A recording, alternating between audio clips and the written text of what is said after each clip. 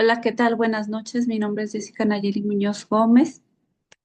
Hoy presento mi tesis titulada Impacto de imposibilidad de reincorporación en servidores públicos de seguridad, análisis desde los derechos humanos y la justicia laboral.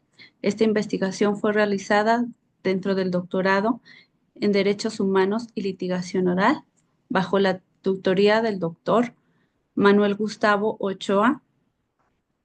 Y pues comenzamos con el primer capítulo. El capítulo primero de fundamentación de la investigación. El planteamiento del problema. En México, los servidores públicos del sector seguridad, y esto solamente coartándolos a los policías, ministerios públicos y peritos, no pueden ser reincorporados a sus cargos, ni siquiera cuando se demuestre que su despido fue de manera injustificada. Es decir, una vez que se les comience un procedimiento, que haya solamente un señalamiento, aún resulte una sentencia absolutoria en la que salgan beneficiados, se les cuarta su derecho a poder ser reinstalados nuevamente y regresar al servicio público de seguridad. Esta disposición está contenida en el artículo 123, apartado B, fracción 13, en su segundo párrafo de la Constitución, y ha generado afectos graves a los derechos laborales humanos sin lograr objetivos que fueron los que derivaron de esta reforma, del combate a la corrupción y la mejora institucional que originalmente justificaron la reforma. Las preguntas de mi investigación es cómo afecta la imposibilidad de reincorporación de los servidores públicos en el ámbito de seguridad y justicia a los derechos humanos y laborales, y en qué medida ha impactado la confianza de la población en las policías, así como en las fiscalías. La hipótesis de mi tema es: la prohibición de reincorporarse ha generado afectaciones tanto económicas, emocionales, profesionales en los trabajadores, sin mejora a la percepción ciudadana sobre las instituciones de seguridad y justicia. La justificación de mi tema: este tema es crucial porque evidencia una discriminación normativa y contradicciones constitucionales, afecta el derecho al trabajo, la igualdad ante la ley y la reparación integral. Además, vulnera tratados internacionales en materia de derechos humanos que ya están ratificados por México. El análisis busca visualizar esta situación y propone situaciones legales viables que beneficien tanto a los trabajadores como a las instituciones. El objetivo es analizar los efectos multidimensionales de la exclusión de la reincorporación en los derechos humanos y laborales de los servidores públicos en el ámbito de seguridad, proponiéndose soluciones alineadas con estándares internacionales. Los objetivos: evaluar el marco constitucional frente también a los tratados internacionales, haciendo un comparativo bajo el principio de pro persona, identificar consecuencias en los trabajadores afectados, medir la medida en que ha mejorado la percepción en la ciudadanía. El capítulo 2 engloba el marco teórico.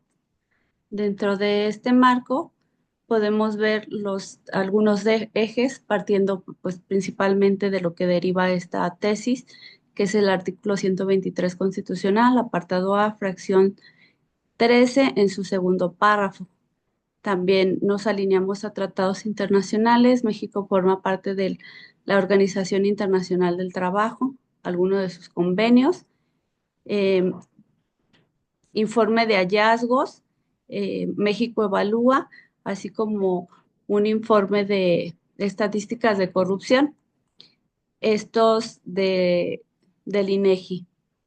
Algunos tratados, así como consideraciones de la Corte Interamericana de Derechos Humanos, así como de la Suprema Corte de Justicia de la Nación.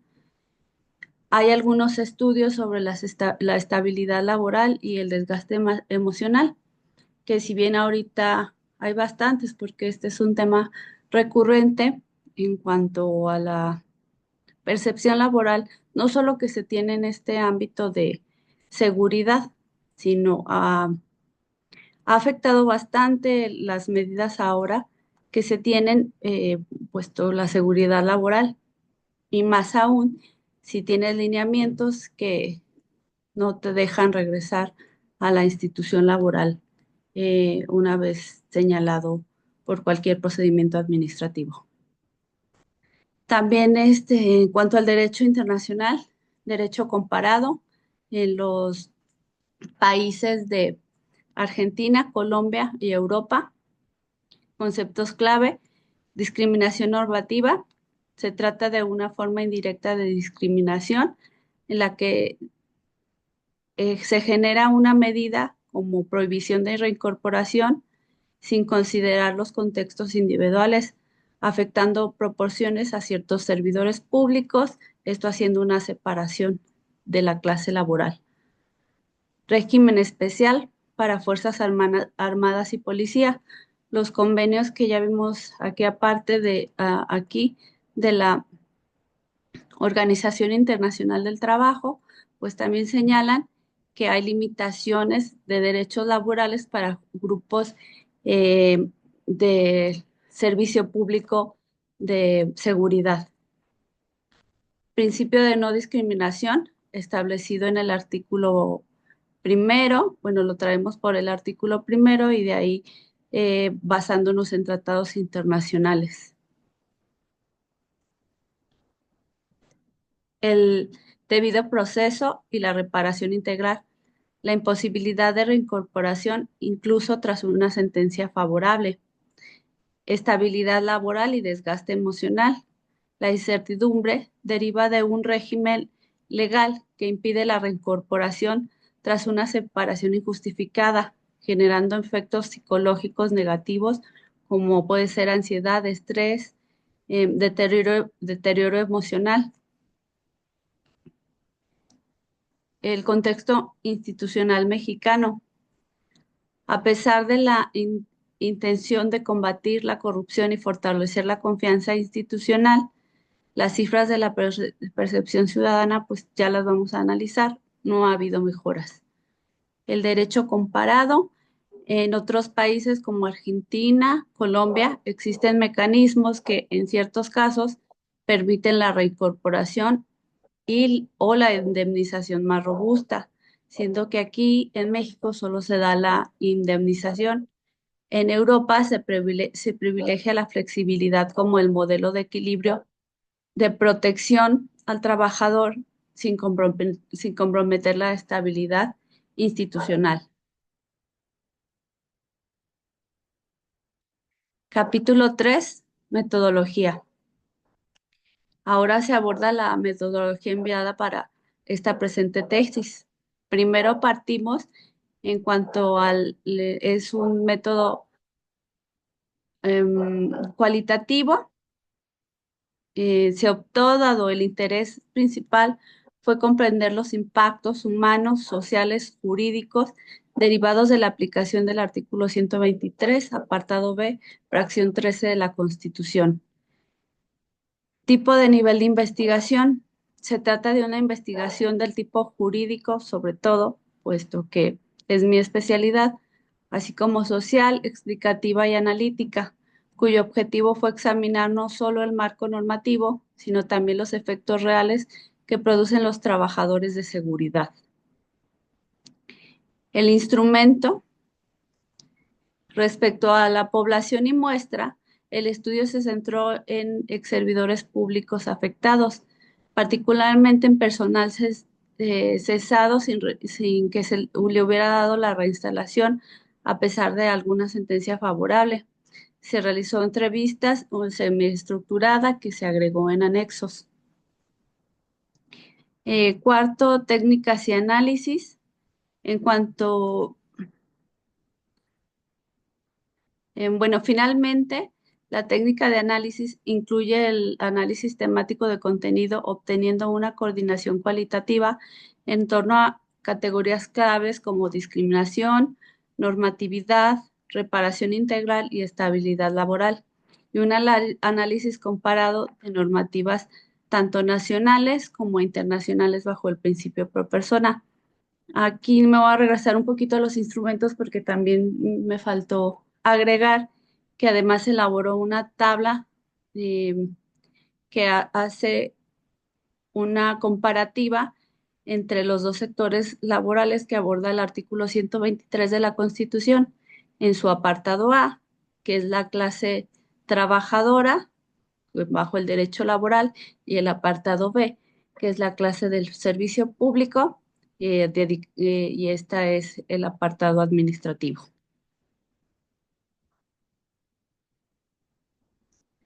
Aquí entramos ya al último capítulo, que es el de resultados, reflexiones y conclusiones, partiendo primero de la reforma constitucional. ¿Por qué se dio este, esta reforma al artículo 123, apartado B, fracción B del segundo párrafo de la Constitución, publicada el 28 de enero del 2016 en el Diario Oficial de la Federación?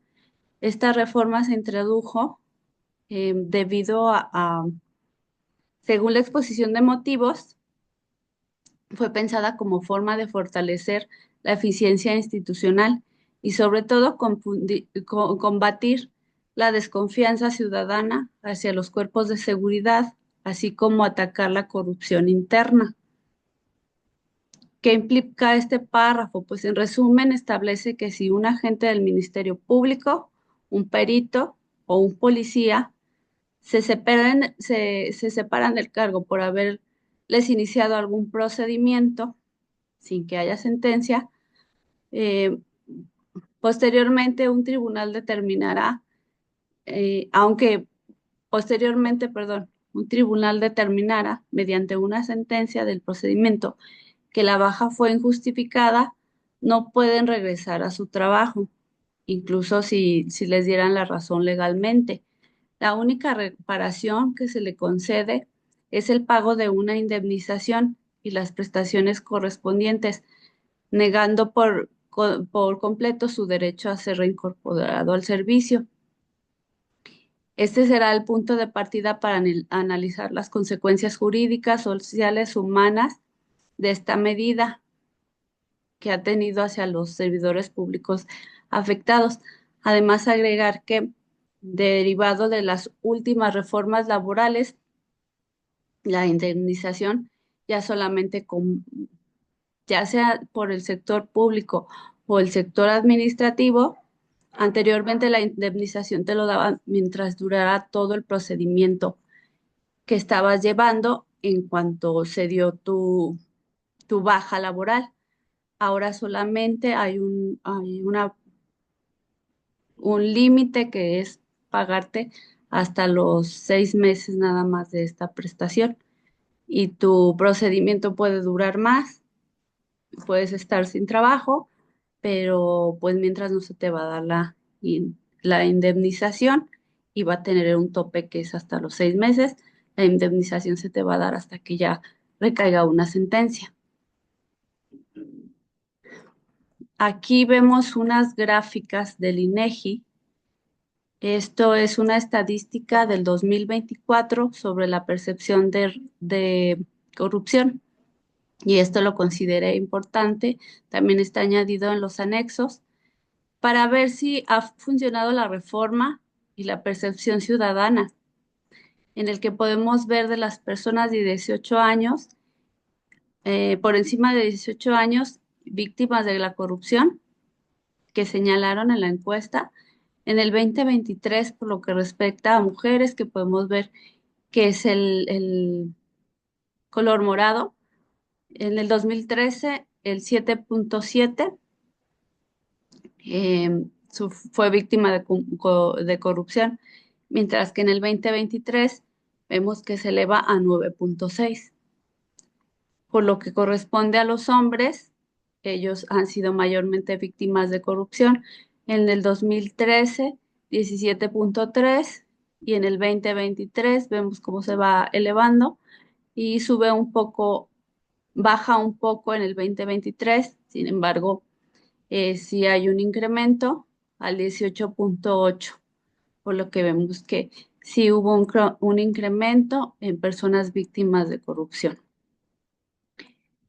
En la segunda grafiquita es el porcentaje de población de 18 años y más víctimas de corrupción que denunció ante las autoridades. Aquí vemos que en el 2015 el 6.6 denunció y vemos una baja muy grande en el 2017 y así continuamos hasta seguir con la baja en el 2023 posicionando en un 4.8, por lo que corresponde al porcentaje de personas de 18 años y más víctimas de corrupción. Esta gráfica que tenemos por debajo, podemos encontrar a las 32 entidades en esta encuesta. Sin embargo, yo quise aquí solamente que viéramos el porcentaje nacional, así como los niveles de Aguascalientes, que es en la entidad donde yo me encuentro. A nivel nacional, vemos que en el 2013, 12.1 fue el porcentaje de personas de 18 años víctimas de corrupción, subiendo hasta un 14%.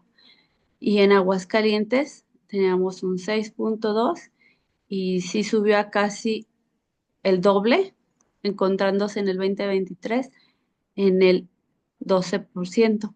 Por lo que vemos que en todos los ámbitos pues ha habido un incremento tanto en nivel de corrupción del que han sido víctimas, así como en el de la denuncia, lo que en una gráfica también que se encuentra, mucha gente ha incrementado en decir que pues no denuncia porque piensa que es una pérdida de tiempo.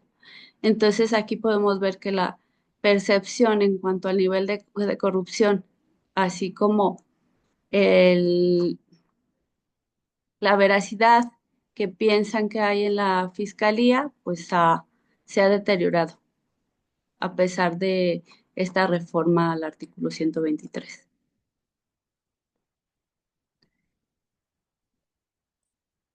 Aquí también en esta tesis podemos encontrar una entrevista dentro de los anexos de un testimonio de una ex servidora pública en la que le negaron su reinstalación.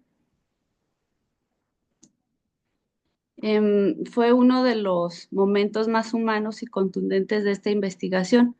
El testimonio de la ex Ministerio Público, quien fue separada de su cargo sin que se demostrara su responsabilidad en ningún procedimiento administrativo o sancionador.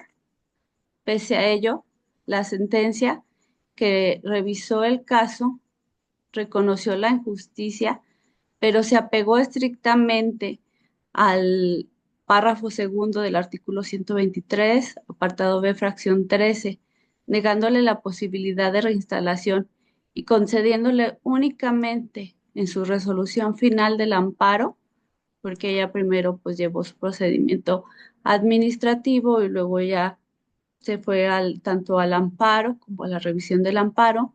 Solamente la sentencia final le concede la indemnización económica.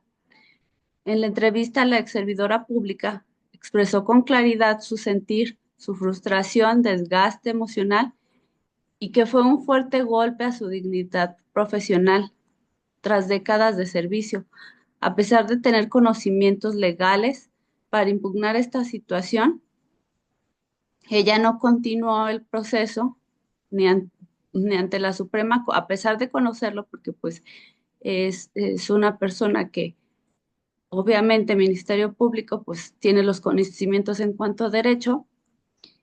Ella sabía que había que ir ante la Corte Interamericana, bueno, como se podía seguir era ante la Suprema Corte de Justicia de la Nación o bien ya estándares internacionales ante la Corte Interamericana de Derechos Humanos, pero ella decidió no seguir. Las razones, pues es un camino muy largo. Ya llegar hasta estas instancias es costoso, emocionalmente agotador, además de que Mientras no haya una sentencia definitiva, pues no te van a pagar tu indemnización y pues tampoco estás gozando en ese entonces de un salario, por lo que ella ya optó por no seguir.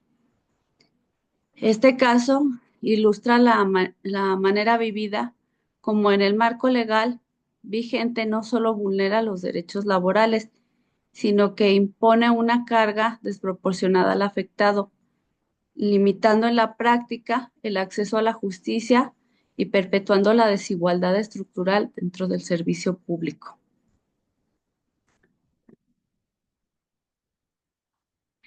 Exclusión respaldada por tratados internacionales.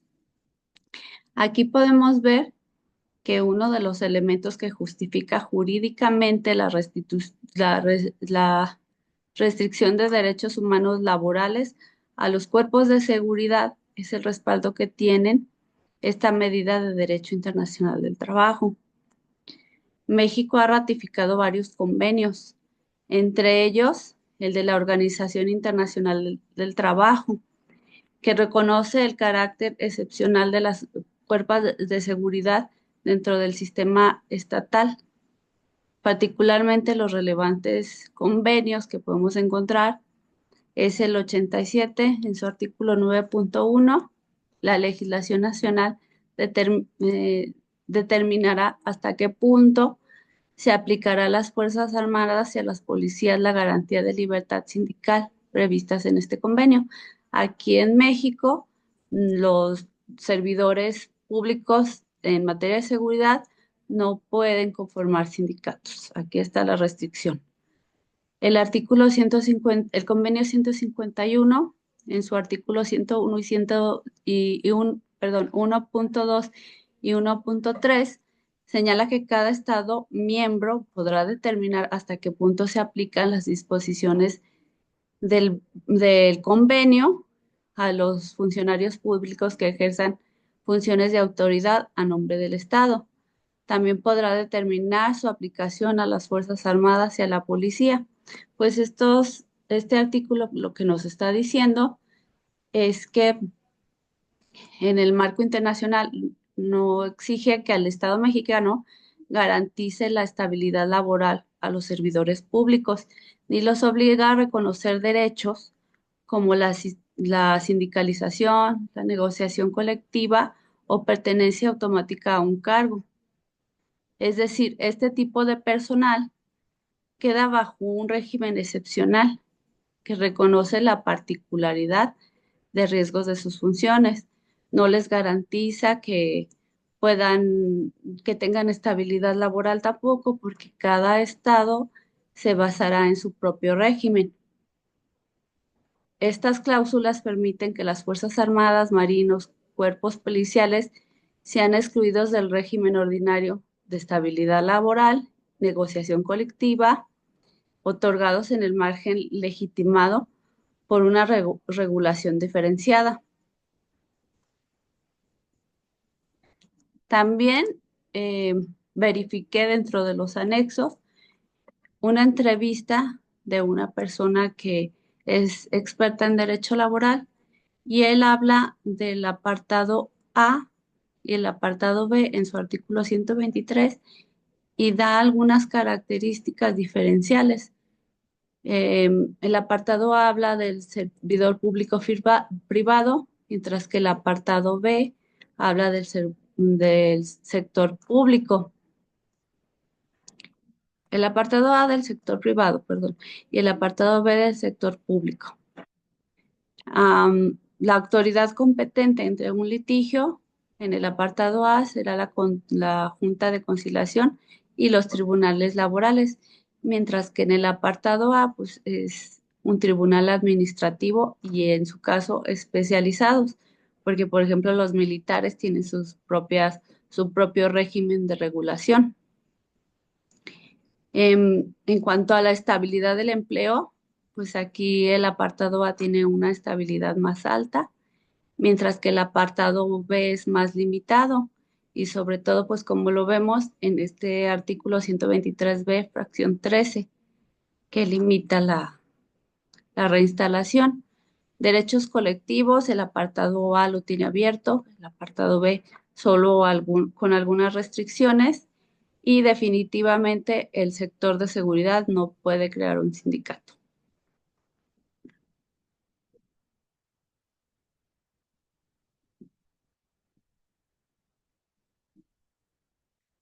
En cuanto al principio pro persona, protección constitucional e internacional.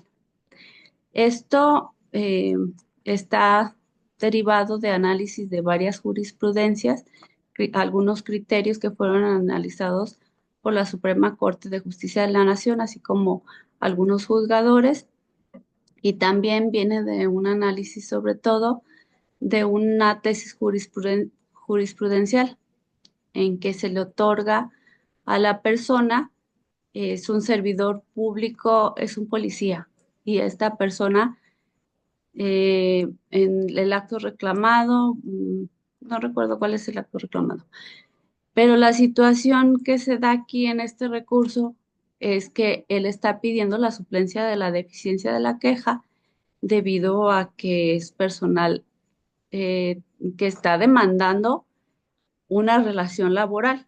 Hay un tratado desigual en la relación laboral y se dice que las personas que sean subordinados en una relación laboral, se les va a dar el beneficio de la suplencia de la deficiencia de la queja. Sin embargo, en en esta resolución hace notar la diferencia de que pues él no tiene una relación laboral, él tiene una relación administrativa. Entonces, ahí empiezan a comparar bajo el amparo de la reforma constitucional del 2011 en el artículo primero, que establece que los derechos humanos deben interpretarse de la forma más favorable a la persona. Y además, en su párrafo final, reconoce a los tratados internacionales como parte de la misma Constitución, haciendo más bien al nivel de la misma Constitución, haciendo un bloque de constitucionalidad. Entonces, pues aquí se apoya en los artículos, en estos fundamentos que están aquí citados a nivel internacional y pues que en el que la jurisprudencia nacional e internacional establece que con los tratados internacionales, con fundamento en estos artículos citados, que toda persona tiene derecho a un recurso efectivo que no se agote únicamente en una indemnización.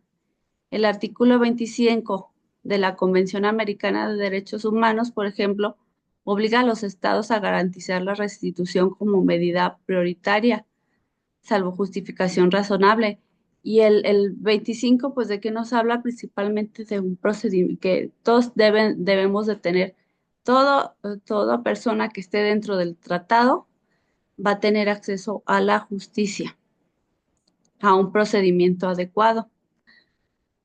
Además, la jurisprudencia de la Suprema Corte ha establecido la igualdad jurídica no exige un trato idéntico, sino un trato igual en condiciones similares, por lo que la exclusión automática de reincorporación solo pertenece a un cuerpo de seguridad, puede caer en un trato discriminatorio si no se justifica debidamente.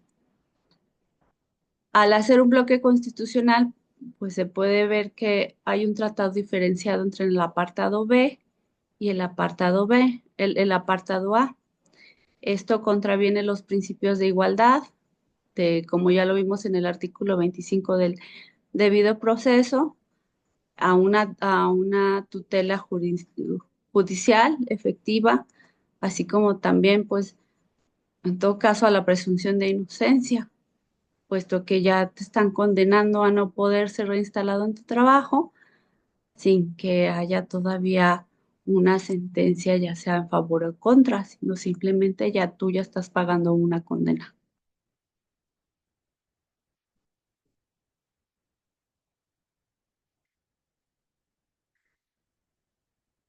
Ahora, hay una discriminación interna en el régimen de seguridad.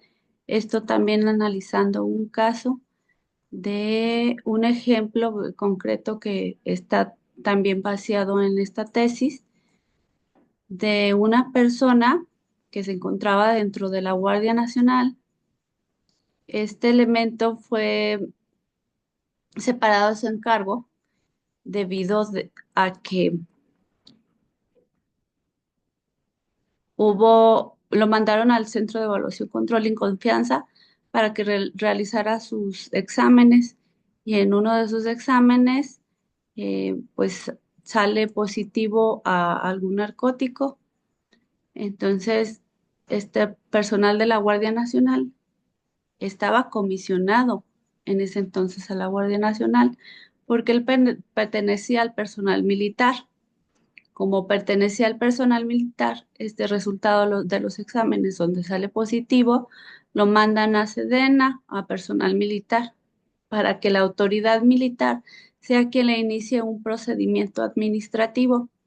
Este procedimiento administrativo se inicia, resulta desfavorable y a él lo suspenden de su cargo por haber obtenido el resultado en los exámenes de toxicomanía positivos. Esta persona se ampara y en la sentencia del amparo de primera instancia le dan la razón porque señalan que el procedimiento fue indebido. ¿Por qué? Porque él en los transitorios de la ley de la Guardia Nacional señala que el personal, cuando esté comisionado a Guardia Nacional, se va a llevar el procedimiento administrativo con autoridades de Guardia Nacional en materia, se le va a dar un trato civil. Entonces, resuelven que la autoridad que resolvió en este caso fue personal militar, no fue el adecuado. Como no fue el adecuado, no se están cumpliendo las condiciones del debido proceso y legitimidad de la autoridad y por ello lo amparan y además de esto, de que le dan este beneficio, él sigue siendo personal militar. La jurisprudencia, hay alguna jurisprudencia ahí citada que señala que la reforma al artículo 123b, fracción 13, no contempló al personal militar. Los legisladores no pensaron en el personal militar para que ellos no fueran reinstalados, por lo que además de que el procedimiento, de determinar que el procedimiento fue inadecuado, también le dan el beneficio de que él va a ser reinstalado y así lo dictaminan en su sentencia. Además, también pues para grabar el contraste de esta segmentación, ya vimos que hay una segmentación entre el apartado A y el apartado B del 123, clase trabajadora y clase administrativa, que tienen un trato diferenciado. Además, dentro de este artículo 123 B, fracción 13, segundo párrafo, pues tampoco se especifica. Dentro del mismo personal de seguridad hace una segmentación. Solamente para este caso está pensando en policías, ministerios públicos y peritos, dejando exentos a marinos y como ya lo vimos en este caso, pues también a personal de la Guardia Nacional, mientras esté como personal que sea considerado por personal militar, aunque esté haciendo funciones policiales, porque el personal, el personal militar tampoco está dentro de esta repercusión a sus derechos laborales. Además, para grabar el contraste, pues mencionar los últimos reportajes de personal de la Marina, donde fueron vinculados a redes de huachicol. Esto sin el perjuicio de la presunción de inocencia, solamente está la investigación, pero esto puede ser un hecho grave Es un hecho grave si se llegara a constatar. Sin embargo, aquí no están ellos en peligro de perder su trabajo o no. Mm, Solamente es el hecho que se les está investigando, pero esto pues profundiza la vulneración al principio de no discriminación, porque pues también hay autoridades que son de la Marina, de Sedena, que también han caído en algunas anomalías y, por ejemplo, en este caso, no se examinó si fue o no. Si en el procedimiento resultó que pues él era, digamos, culpable. Sin embargo, como el beneficio del procedimiento que no fue correcto, pues te regresamos, te reinstalamos y en caso de las personas mencionadas, ministerios públicos, peritos y policías, pues aquí sí, aunque salgas absuelto, no se va a dar la reinstalación. Las conclusiones y reflexiones finales. Para cerrar esta exposición, quiero destacar que el corazón de esta investigación fue demostrar cómo una reforma aparentemente enfocada en mejorar el sistema de seguridad terminó afectando profundamente a quienes lo integran. La prohibición absoluta de reincorporarse a servidores públicos de seguridad no es solo discriminatoria, sino que ha sido también ineficaz. A pesar de la rigidez de la medida, la percepción ciudadana sobre la corrupción no ha mejorado, como ya lo vimos en los casos de las encuestas del INEGI. La exclusión de derechos a la estabilidad laboral ha generado afectaciones económicas, emocionales y profesionales, evidenciando un trato desigual respecto a los otros servidores públicos como el personal militar o naval, quienes sí conservan este derecho, incluso cuando enfrentan procedimientos similares. Esta situación vulnera principios constitucionales e internacionales también.